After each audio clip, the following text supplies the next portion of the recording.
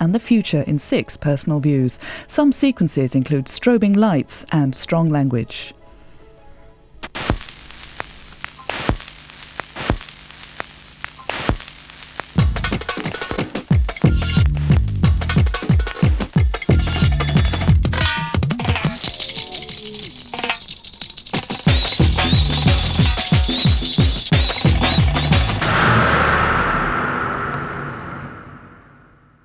Scarcer every year, we're a precious resource. Our declining numbers will have to support an increasingly ageing population. We will be responsible for the society of the future. So our habits are constantly scrutinised, our behaviour is under the microscope, yet we are rarely listened to. With their own youth culture and increasing freedom, teenagers are more than ever a class apart from society. The media adore us. Young people are a little bit different, a little bit exotic. The report says the enormous increase in crime, drug abuse and depressive disorders among the young may be partly explained by this growing detachment from society. And if we're not society's victims or the gilded youth, we're drug-addled delinquents hastening Britain's decline. Stolen Peugeot 106 was driven by a 16-year-old boy who'd taken it without his parents' permission. The phrase youth culture is completely meaningless. We're endlessly discussed and dissected by social commentators, and they still can't work us out. There's no point in talking about young people as if we share a single way of life. Like everyone else, we can be divided by sex, class, race and tastes, though perhaps not as easily as in the past. The links between us are in some ways less important than the links we have with people of different ages. A traveller of 18 has as much to do with one of 30 as an indie kid of the same age.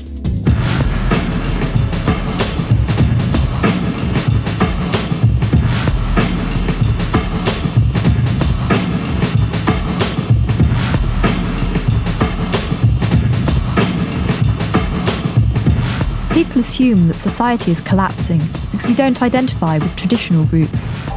But I think it's about time we ended the slavish attachments of old. One of the few things we have got in common is that our sense of identity has changed and fragmented and become freer.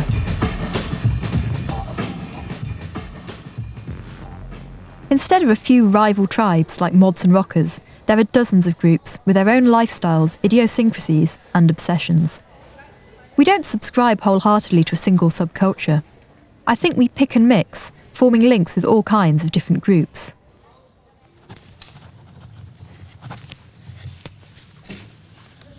It's not just that groups are splintered, but that individuals do so many different things. What defines me? The fact I go clubbing or go to gigs? The fact I'm a student or that I work? The fact I'm half Asian or half white? Some of us are using this flexibility to keep redefining ourselves instead of letting others label us. Look at the image of the happy clubber. Sure, by night they glam up, but by day they work in Burger King or campaign against road building, or maybe study at boarding school. You can't judge them solely on what you see here. This is just one element of their identities. But such complexity doesn't make good copy. Take the Oasis Blur battle. If the 9 o'clock news was to be believed, this was an issue splitting our generation. They loved it, all the more so because it echoed the Beatles-Stones debate. The Manchester band Oasis and their arch-rivals Blur released new singles today, each hoping to reach the #1 spot next week. The music industry hasn't seen anything like it since the Beatles fought it out with the Rolling Stones in the 60s. But we weren't all clamouring for Blur or Oasis singles. The rest of us were buying jungle, boy bands, classical, or even, God help us, heavy metal. Or maybe saving up for 2 weeks in Ibiza.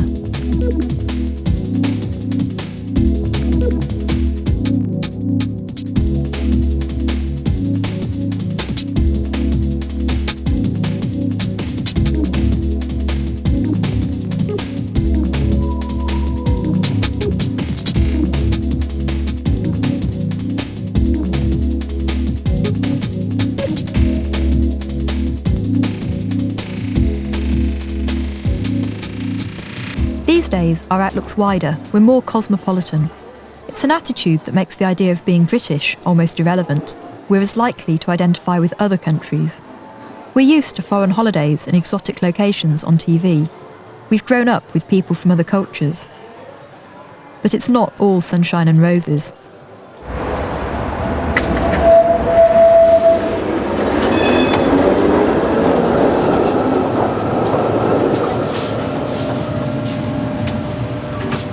We're the first generation of Thatcher's children, and harsh experience has made us more realistic.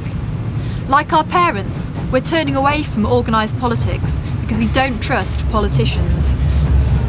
Even those who vote, like me, are cynical about the effects it will have. It's not apathy, but objection. That's why many young people are getting involved at a grassroots level instead.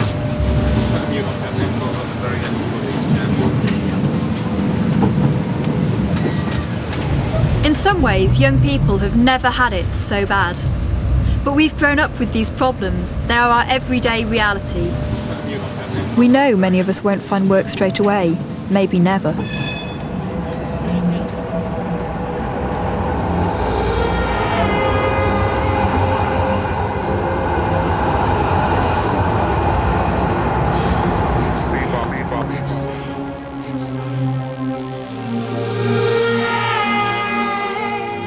I think for some of us though, it's made us realise that life exists outside work.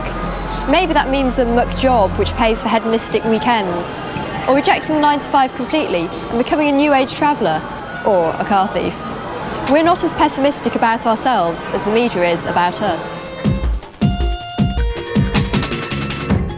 We've seen all the manufactured moral panics, and we've learned to ignore them and look for the facts. That's why we're so cynical about stories like the Leah Betts case. An 18-year-old girl is on a life support machine after taking ecstasy at her own birthday party. Leah Betts collapsed after It was exploitative and pitiful attempt to shock a generation rather than educate them. Both parents stayed in. Leah Betts had taken ecstasy before. She died partly because she drank too much water. These details were buried so Leah could be a moral lesson to us all, yet large numbers of us found them out. And instead of being affected by her tragedy, we saw through the way we were being manipulated. Adults are pretty naive if they think they can scare us off drugs.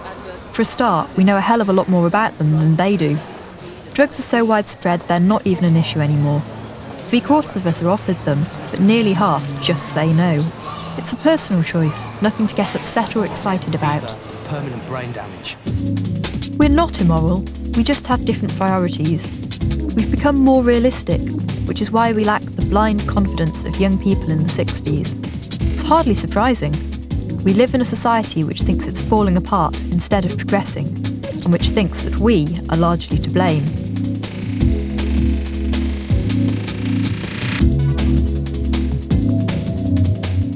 Maybe our individualism, realism and tolerance are more positive than people realise. I don't really believe in progress or regression. You lose in some ways, you gain in others. It swings and roundabouts. Our values and expectations are different from those of preceding generations, but that doesn't mean they're worse. And who knows, they might even be better.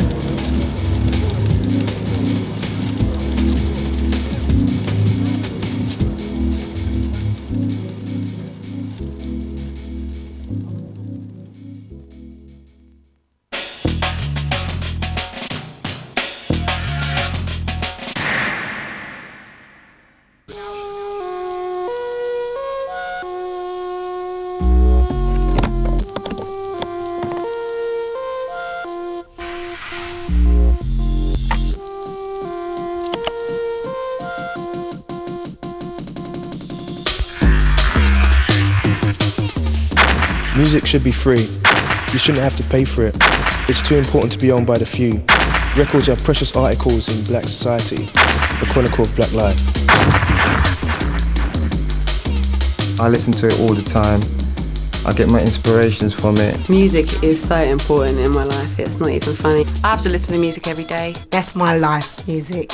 No matter how down I am or how happy I am, that will always carry me, no matter what, especially jungle.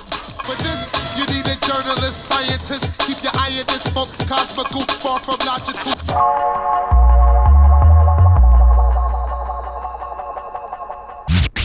Warning.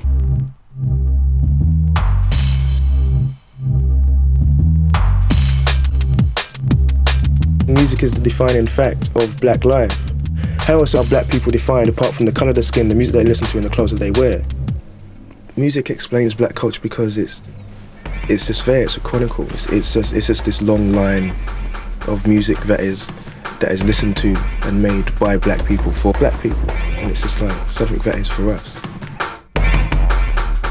I think jungle sort of represents the post-war lineage, the sort of journey from the islands, from Africa and into Europe, more specifically Britain, more specifically London, Birmingham, all the town centres.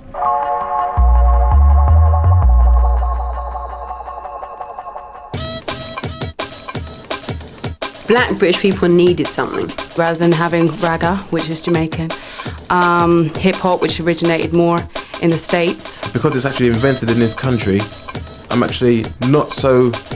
I don't feel so bad in saying I'm British. Jungle's come back now because black people have become established. There's been no need for us to make a mark for ourselves because it was always either that we just come here and we're sort of establishing ourselves or we were just going back home. But now, this generation, we're here to stay and we're not going anywhere. So we have to make a sound for ourselves. And drum and bass music sort of represents a sort of second or third generation. They're representing their culture and their sort of feelings. It's a representation of what we're about, circa 1996. Jungle reflects the urban climate that we're living in. It is an urban sound. It reflects, living in a city in 1996. That's what it does, and with that comes the powerlessness, the rage, the anger, also the happiness, the joy, the excitement about living sort of like close to the millennium.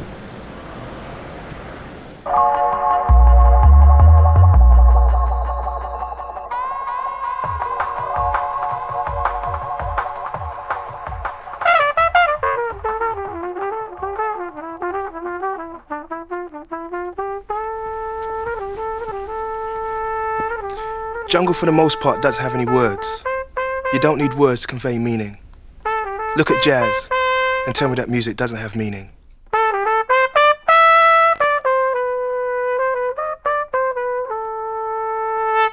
See, because drum and bass hasn't got any words, the meaning comes out of the texture.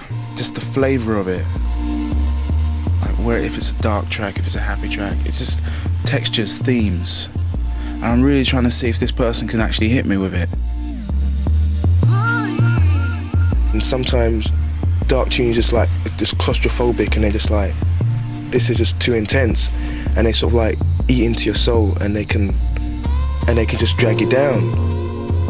And sometimes a dark tune's just a tune that you just love to listen to, that you just have to, every time you hear it, you just have to get up and dance, and you just have to do it every time you hear it again and again and again, and you keep asking for the rewind.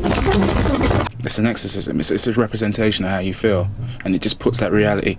A good tune just hits you right there, it's a voice for you to speak with. You sing that song because it's an anthem. It's an anthem because it represents the way you and your crew feel.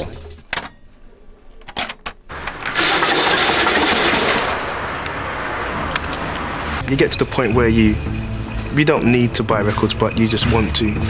And if you don't have the money, you sort of like find the money, or you do without stuff to buy your records.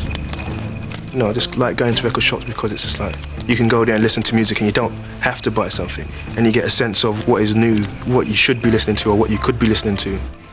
Record shops are the link between radio stations and the people. You have pirate stations, you have clubs, you have record shops. People take all of those things and they link up in a circle, so that it just keeps feeding itself. The first jungle rave I went to was, I think, at the Laser Dome. And I just remember it sort of like being very dark and all these lights flashing, and you want to experience it again and again.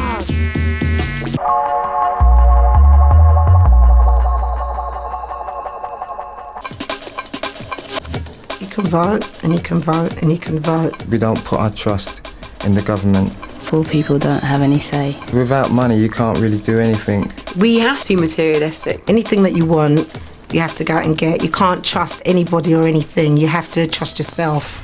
You don't have much control over politics and over the way people view you and the way people view your community and how they see you when you're together in groups and stuff. I think junglers, black folk, we're all in sort of one sort of level in that we are on the fringe of UK culture. We're moving to this club where it's beautiful people, everyone's happy, everyone knows each other, everyone's cool, you know.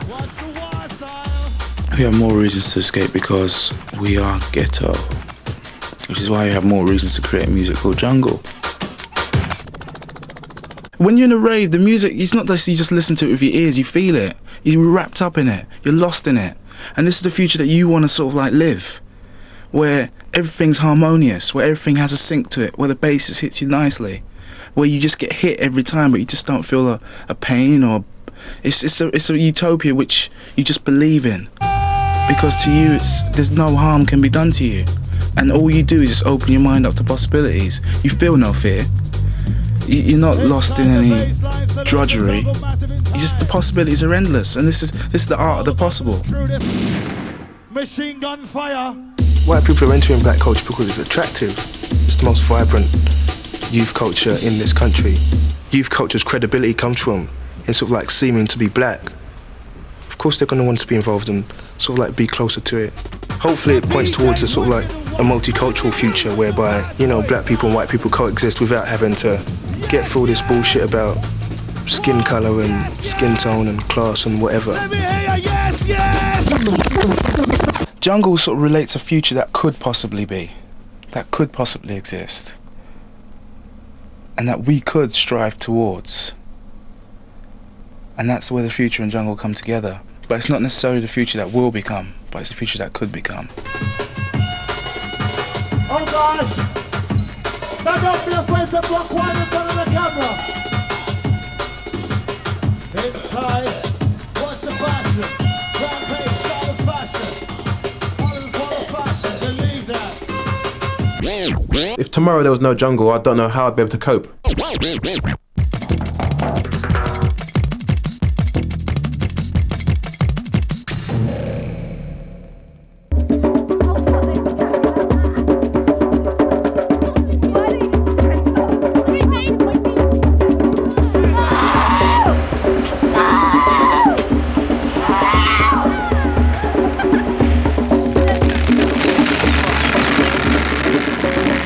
That situation where I was going to have to be arrested and maybe imprisoned, and to prevent me from actually getting in the way of them working or cutting their trees, then that's what I'm prepared to do.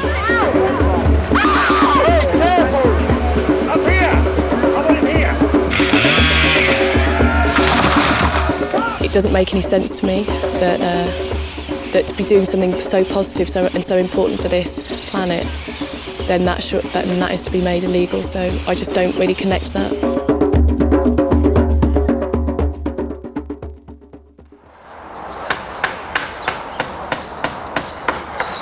Before I came to Fairmile, I was living in Exmouth, just finished college, doing A-levels, general sort of socialising with friends, going out, just normal town living really. I wasn't sort of following any strong beliefs, I was just living this I suppose you could say empty lifestyle of just enjoying myself and not really thinking. Saw Fairmile advertised in the paper, saw an article on it, and suddenly realised, wow, something really positive I could get involved in. I've been waiting for this sort of thing for a while. Come here. Ooh, this is an extra get better hug. Fairmile's the longest standing road campaign site, and it's just as controversial as Newbury because it's the first private road they're building that we're trying to stop. Yeah, we've got the ecologists here. What do you mean by potentially hazardous? Do you mean like they're going to die? Yes. Yes.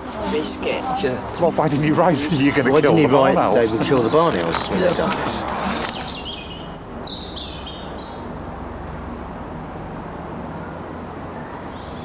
Living in a bender, it's something that I've actually created with my own hands. It's much more personal than a house that you move into that someone's just built there for you. And also the fact that it's just so much more connected with the outside environment, you know, really grounded, and you can hear everything going on outside. You can hear all the birds and all the animals scuttling around, and you know when it's raining, you know when it's cold. You know, there's no barriers to cut you off and isolate you from the outside, from the outdoors, which is what I love.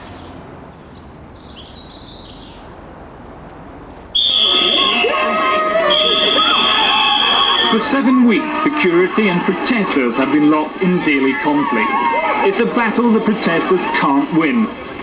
Media coverage is always misinterpreted, so it's easy to jump to conclusions. Maybe what's conveyed in a person's expression could seem aggressive, but it's just a passion for trying to save, for example, save that tree. It's because we feel so passionately about the environment that we are prepared to travel all over the country.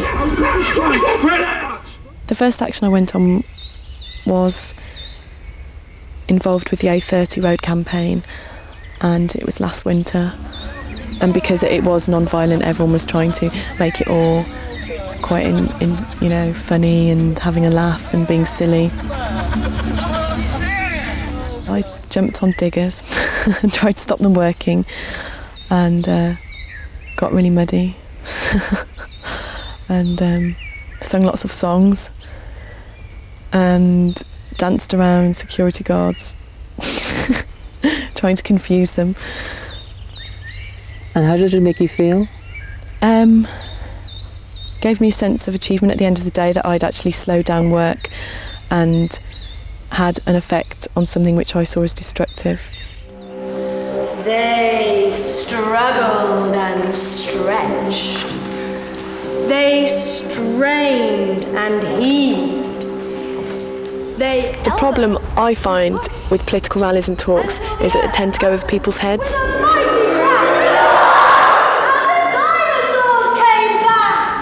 But we feel that we found a more positive way of getting people's attention through performance and theatre.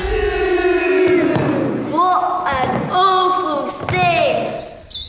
People had this image before of these freaks, these weird tree people, and they couldn't quite connect with us or relate to us, and then through doing the theatre group and performing and working with their children and bringing their children lots of enjoyment, then that's sort of created a respect towards us. So you're just going to fly around like that, showing your wings off, being beautiful butterflies, and then as it comes into the script where the man lands, you've got to sort of pull faces and just think of him as being this horrible person that's coming along and is going to totally ruin all your beautiful trees that you live in.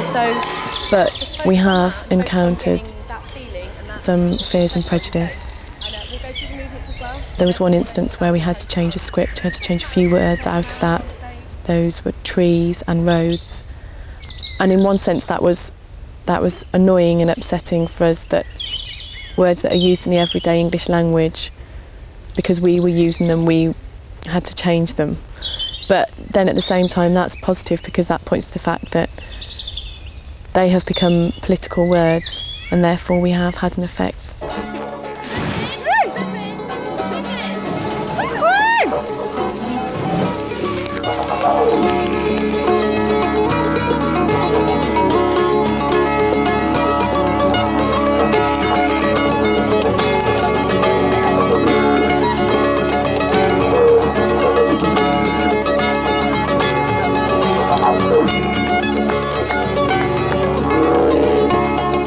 It's been a good time for me, getting used to having to live with so many people.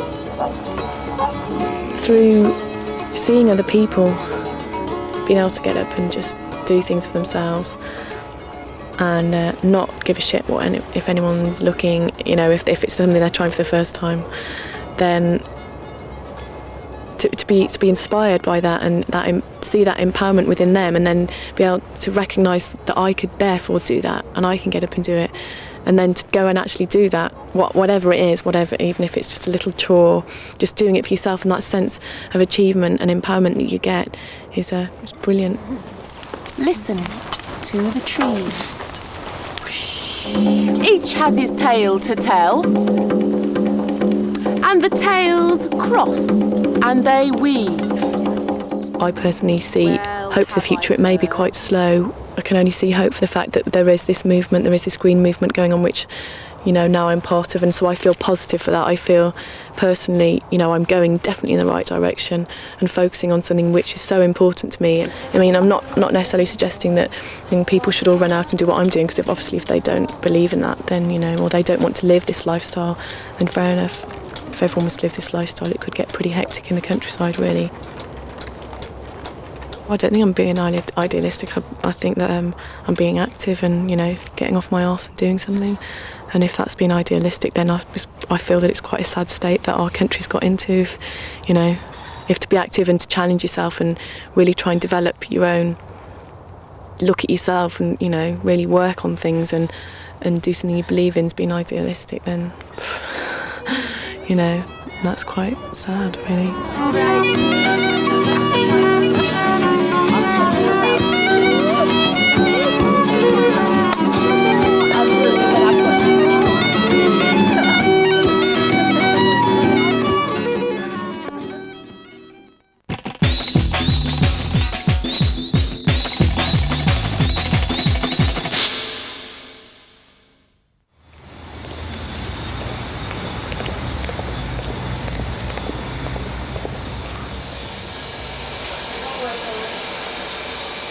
On a Thursday night, we'd go on the Greyhound till 2, and then from the Greyhound we'd go on to Heaven, which is under the Arches in London, and that would like, finish that at 6. Then go to work on the Friday, finish work on the Friday, go home, have your dinner, try and get a couple of hours sleep, then go back up into London on the Friday night.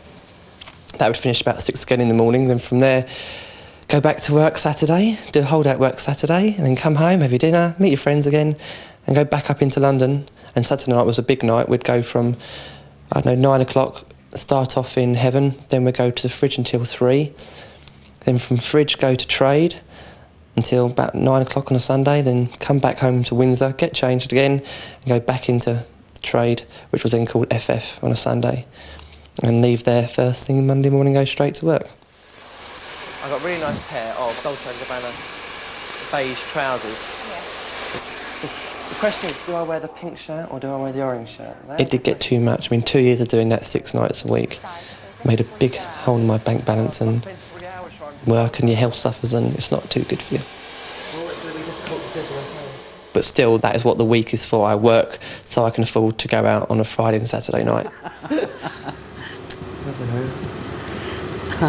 How's that ringing, your belly button coming on, all right? All right. Saturdays are the worst days to be working because all your friends are off and they just want you to be out with them, getting new clothes for the evening or meeting up for drinks, because you've got your friends ringing up about 10 times a day saying, what are you wearing? Where are we meeting? Where are we going first? It just makes the whole day difficult to get through. No, don't bring that. Wear the blue one with the boa, with the big like feather boa. Oh, that's all right. Yeah, very nice. Yeah. Your clients want to know what you're up to and what you're wearing. The more and more you talk about it, the more difficult it gets for you to think, oh, I don't believe it, I've got so many, like 3 more hours to go. Those hours just seem to drag on, and the closer you get to leaving work, the hour seems to progress into 2 hours. And what with your friends ringing up, it's not very easy. Chuck the last person out of the shop. Zap back home. Normally my friends get over about 7 o'clock. At the end of the day, that's all I want to do. I want to get into work, get out and get clubbing. Right, it's Saturday night. These are all my friends, and they're going out uptown. Get in that shower. You just ready? What are you doing? You doing my hair first, or what do you want to do? Shall I do your hair first? Yeah, get it done. While everyone's in the shower. And get ready. Hello. So I'd say half the money every week just goes on going out clubbing itself, and the rest of my money goes on buying the clothes. I mean, on a good day when I've saved quite a bit of money, I won't think twice about going out and spending about £250 on a pair of trousers and a shirt. Velvet trousers and purple shirt. No. Not too sure. Not too sure, no. Yes. Velvet trousers again, but white t-shirt. No. Get your trousers off, Ross. They look like an army officer. What would you think? Love the top. Love the top. Do you want to wear the beige trousers? No. It's too hot. No, you're not wearing those. Wear that with beige trousers. With the beige trousers. Oh, that's nice, yeah, with beige. Yeah, that's nice. Well, Stop talking about me. What do you think? No. You really get a chance to dress up. I mean, clubbing, especially over the last 4 years, it's changed. It used to be everyone wore jeans and it was more casual. That was more after that. You had the acid stage when everyone really didn't give a damn, and the rave was when everyone was wearing baggy t-shirts. But now it's got more glamoury. Time to tickle Frankie. More on the bags, I think. A bit more on the bags. You're carrying enough there for an elephant, I think. All the crap these girls have, look at it. I think. How many eyeliners can you have? Let's make a point of this, can we? I mean, people like to dress up more and people are spending more money.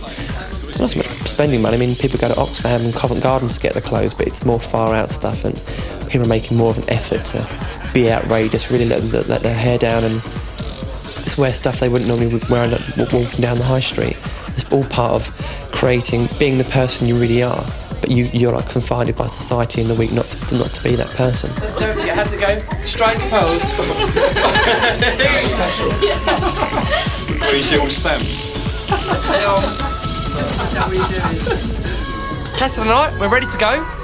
Tissues are in place, socks are in order, and we're off out. Let's go. See ya. Bye. I'll go first. Yeah, you go. We all pile into the car. I always have to sit in the front. Not because I get travel sickness, it's just I get so excited on the way up there. They're always about half an hour before the Fridge or Bagley's or whatever club we're going to. We have to stop the car because I have to be sick. I just get so excited.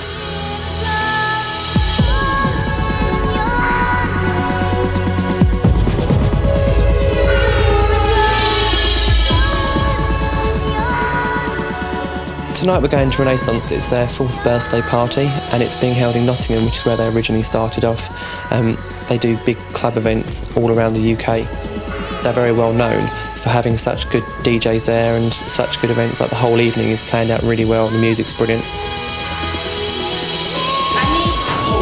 Come on Zoe, I want to get dancing, girl! We're here, Ross. We're here! We're here! Oh, at last. We've got here at last! We've made it!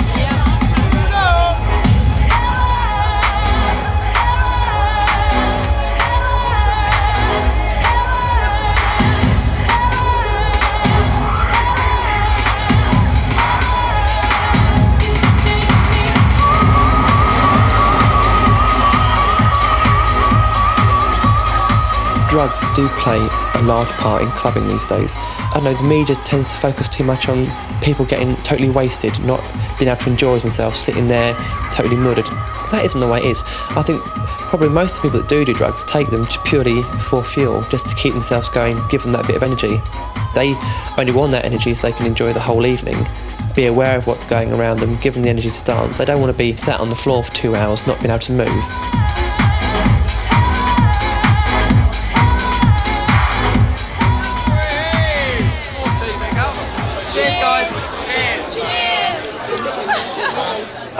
I must say, I love what both of you are wearing. If we went down the pub dressed like this, we'd get so many dirty looks. In a club, you can be yourself, be outrageous, nobody gives a damn. People accept you for what you are in a club, you know, there's no barriers. When I first came out, me going clubbing, that was a way of me being accepted. I could go 4 nights a week, I'd speak to anybody, men, women, no matter the straightest 6'2" bloke who wouldn't normally wouldn't talk to me with his mates in a straight pub. People don't really care. Once that evening comes, they're out of the barriers of what everyone expects them to react like, and they're real people, and people accept it. People accept you for who you are.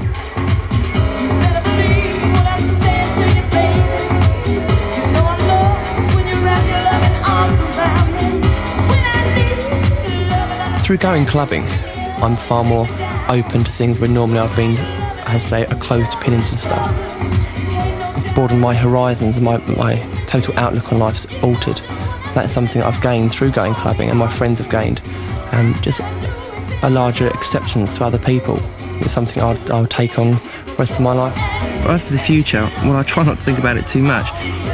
I'm enjoying myself now with people who matter to me, and I just hope I'll be as happy in 30 years' time as I am at the moment.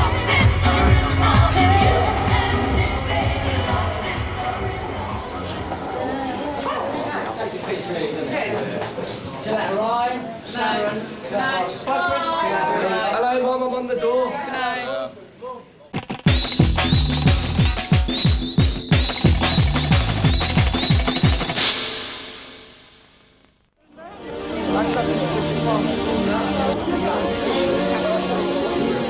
Most of the boys drink cider, 2 litre of cider, because it's cheap and it is pretty strong, like 8.4.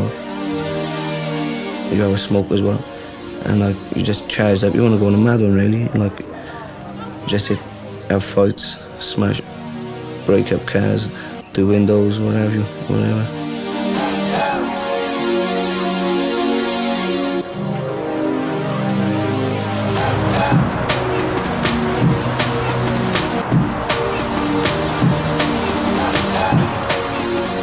Every day we come up here to get our drink, because most of us are underage, and we come up here and one of the boys will go in there and just come out with 12 bottles for everyone, and we'll sit round here then, do you know what I mean, and sit down, have a glass or two, and then we go back down to the Pentwyn. If I had something to do, I wouldn't be drinking, because it's just out of boredom. Just needs a job, you know. Well, yeah, in other words, I need a job, you know, to settle down a bit, like. That's what I'm aiming at. Do you know what I mean? You always got money for beer, though. Yeah. Nah, yeah, you always got money for beer.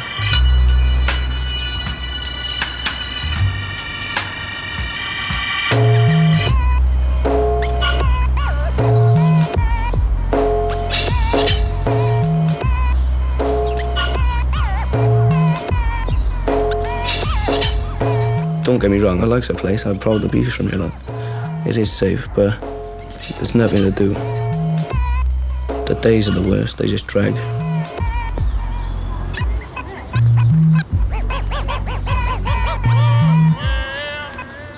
Wake up in the morning and you need to go and get a bottle. Do you know what I mean? To put you on a buzz, because you're so down and dull, you're boring.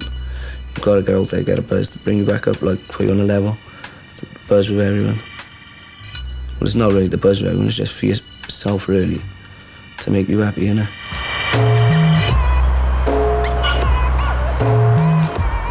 If you're only 18, 17 and you're only getting so much a week or so much a fortnight to gyro, it's just hard to get by. I'm on hardship allowance. I only get that because I'm still at home with my mother and she ain't claiming nothing for me. I guess that once a fortnight, that's 56 quid, I guess, only 56.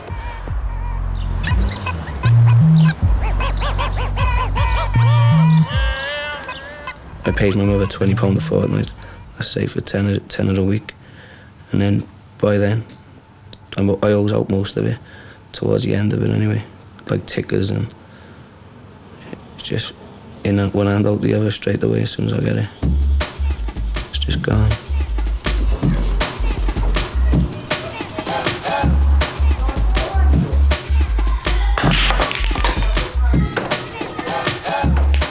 Boiler house is like a drop-in centre. Like in the days, if you haven't got nothing to do or you're bored, you can just drop in and have a cup of tea, have a chat, game of pool, and that's open really every day of the week for a couple of hours, just to kill a couple of hours. It's easy to say get off your ass, get a job, but you just get out there. Like you haven't got no qualifications, you've got a criminal record. They look at you and just say, no, do you know what I mean? You ain't having it. And there's someone who comes in before you, then with a couple of GCSEs and whatever. No criminal record, and they get a job straight away. So you haven't got a hope, really. Most of the people got to go out Pentwyn to work. They got to catch buses and whatever. For that age, no, the 17, 18s and that. No, there's nothing wrong here, really. I'd love to have a nice job with a nice wage, like. There's no way I could live off £35 a week. At the moment, I'm living off 56 a fortnight. I'd like to see John Major live off a gyro for a week. Believe me. He's fucking scratching his ass again.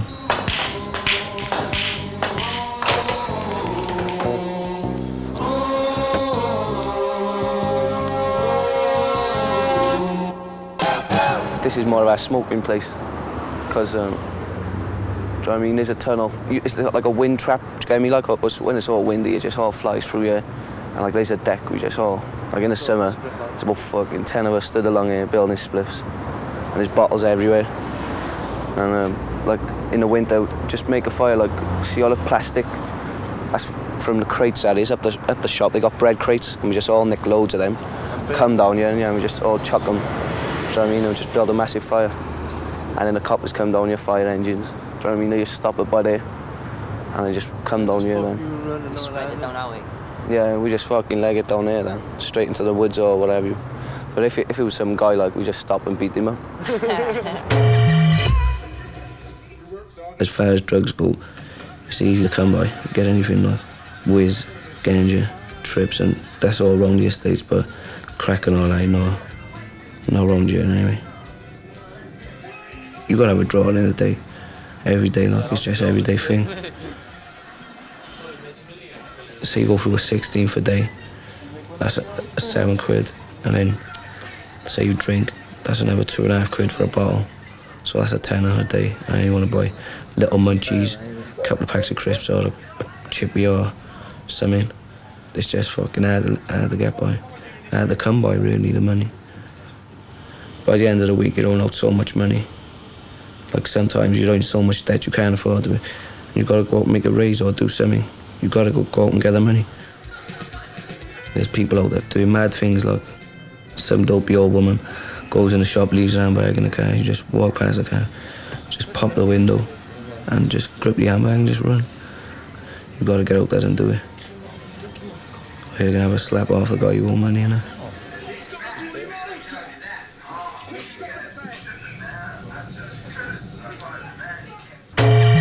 When we get our drink, like, we come down here and drink our drink because there's the hot air off the fan, innit? And like, with all the police, they always come down here and tell us to get away and all that. Because like all the boys smash their bottles and they can make a fire because it's cold. So you just make a fire, general.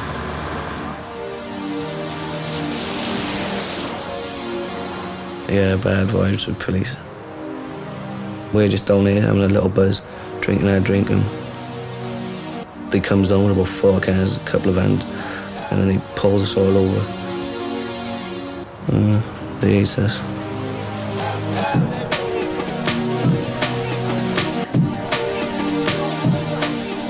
I don't think it'll change much, no. Not until I grow out of this, no. When I grow out of it and I move on, settle down in it, get a missus, try and get a flat or house. That's when I'll start to chill out and calm down. I'd like to have enough money not to fucking get up again in the morning. Just sit in bed and pick grapes from the side. Do you know what I mean? I don't know, man. It's hard to say, really. Just take it as it comes, the future, innit?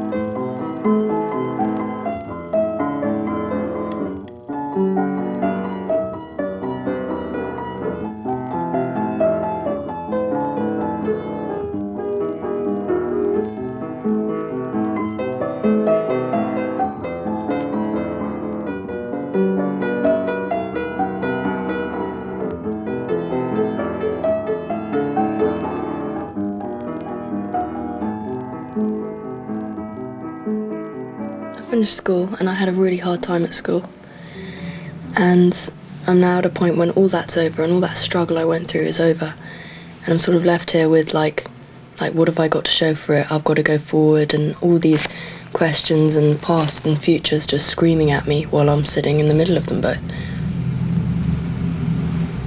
It's a time when you've got a lot of decisions to make and everything seems fairly new, and I know you've got to grow up. Suddenly you're going to university and going to get a flat or whatever, and you may have to pay for things, and suddenly you're 19 and you feel terribly small, and you remember being like 13 looking up at 18-year-olds going, whoa, they're big.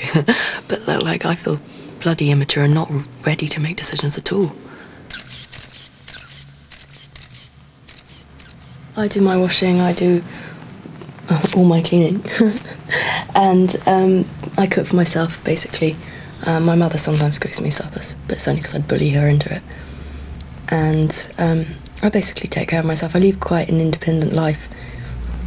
I tend to get up quite late in the day because I just don't wake up. Nothing wakes me up, so I'm getting up at about, say, 5 o'clock in the afternoon.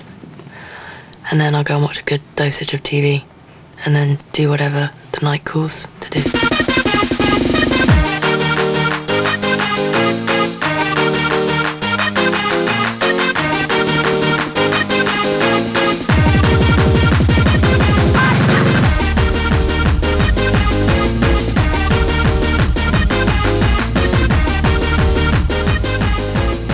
I basically sponge off my mother, which is really crap. I mean, I don't get as much as I could get. I mean, I don't get a lot at all.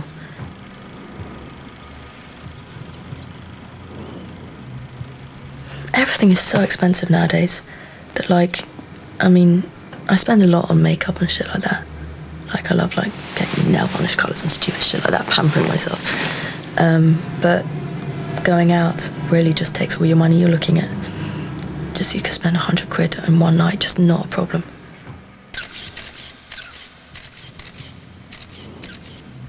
Public school doesn't prepare you for life at all. It puts you in this little commune of rich little girls with very, very beautiful little girls, and it just makes you into a clone of something. Okay, and over here we have my school uniform, which is quite disgusting. This is what we used to wear in the summer. Really, really, really flattering. You know, you all get the same voice and you all wear the same fashions. And then, I mean, most of them, anyway, the really rich ones get to public school, I'd say, like, get protected all the way through their lives, so it doesn't matter. Sure. But, like, people who have to make it on their own eventually, you know, it doesn't prepare you at all. And we had to wear cloaks to, like, church every Sunday. Really massive cloaks. We had to walk in, like, crocodile file. It was quite horrible. And there are lots of people out there who want attention, especially in public school and things. Like, they want to compete with each other to be the most fucked up, or they want to be, you know, more different or something. I mean, that's it. It's competitiveness in a closed environment like public school. It just breeds like that. As soon as one girl's anorexic, the next girl's anorexic.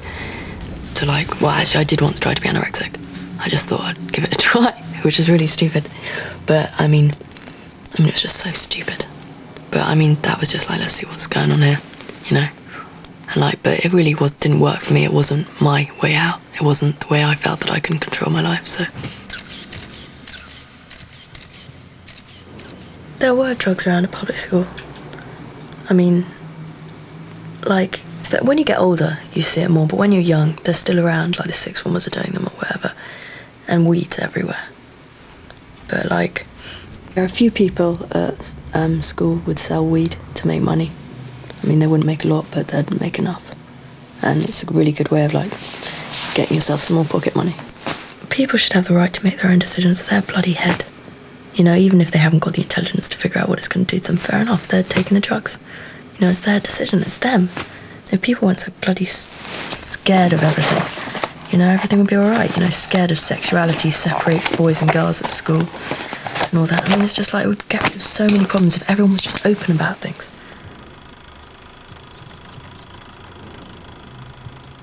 This is what I used to wear to all those balls when I was younger. Get it off. I used to go to balls a lot when I was about 13, 14, 15-ish. And, like, then you just snog so many people, which was really bad. I mean, you forget all the faces, it's that bad, but it's what you do.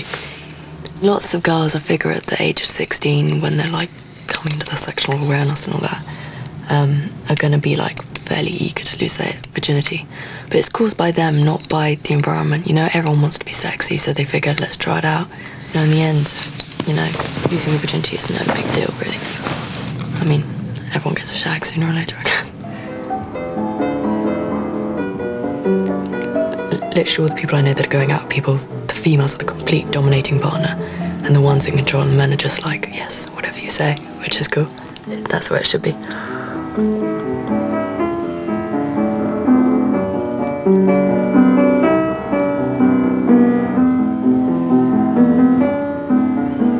You can only rely on yourself. I mean, you are completely alone.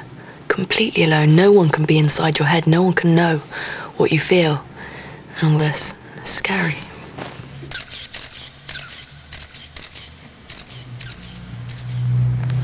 I just don't like to be told what to do, ever.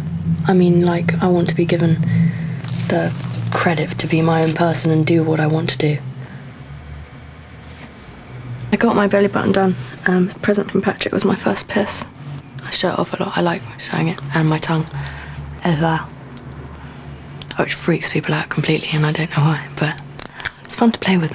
I think a lot of people are sick of things. I'm sick of things. I don't know quite what, but I just feel sick of things. And I think a lot of people do, you know. I'd definitely vote, but I mean, like, there's not really anyone worth voting for. I mean, the Conservatives are, like, alright. You know, they're stable in a sense. I mean, what is it? The Labour Party? The Labour Party is just, they lie so much. It's like you don't know what they're going on about. And Blair's too sneaky for his own good. I mean, I just don't trust his face. But, I mean, Liberal Democrats, because they want to make weed legal. So, yeah, go for that.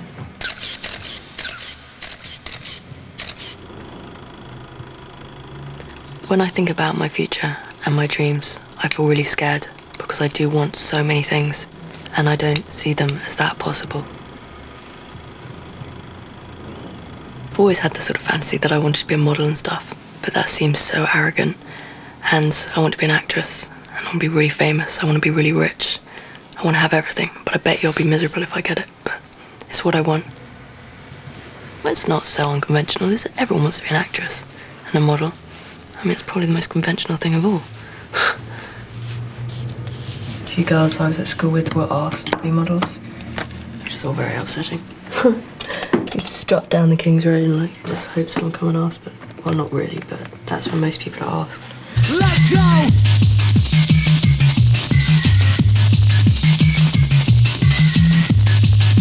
Hold tight Lee, hold tight Jim, hold tight all the Southampton, massive!